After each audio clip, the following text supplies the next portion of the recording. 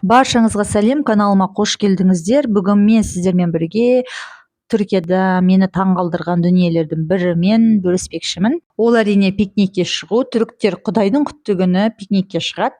Мен шыны керек Қазақстанда тұрған кезде өмірі пикникке шығып көрмеген адаммын. Сондықтан бұл отбасылық осындай дәстүр мен үшін өте бір таңғаларлық дүние болды. Біз қазір Малтепе Орхангази қалалық саябағына жол тарттық. Саябақтан үйдің арасы шамамен 10 минуттай.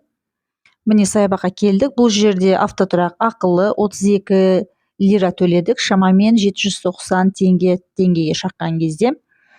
Өте бір керемет саябақ. Маған өзіме өте қатты ұнайды.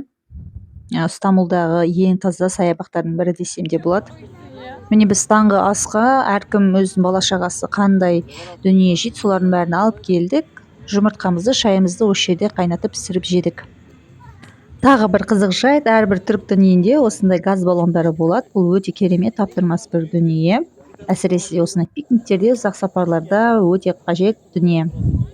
Мінекей дастарханымызды жайдық. Үйде кімде не бар соның бәрін алып келдік, пісіретіндерін пісірдік. Қараңыздар, бізден басқа әлі қаншама халық таңғы асты осында ішуге келіпті. Асымызды ішіп болғаннан кейін біраз жүрдік, тамағымыз қорытылғанға дейін. Велосипед тептік, көңіл көтердік, әңгімелестік. Енді бізде кофе уақыты. Әйгілі түрік кофесін құйып жатырмыз мінекей. Түрік кофесі міндетті түрде тәттімен бірге ұсынылады.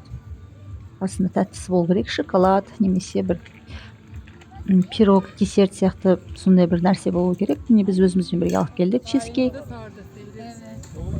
Сосын тағы бір қызық дүние сіздерге айта кетейін. Түріктер мұнда пикник кезінде шемішкесіз, яғни пістесіз тұра алмайды. Біз мұнда 2-3 пачка шемішке аламыз арнайы. Достар, менде қалған видеолар тек осылар ғана екен. Осыларды монтаждап сіздерге бір ақпарат беруге тырыстым.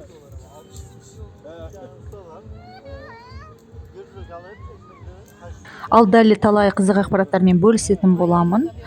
Менің видеоларыма лайк басып, каналыма тіркеліп және қоңырау белгісін басуларыңызды сұраймын. Келесі видеоларда кездескенше сау саламат болыңыздар.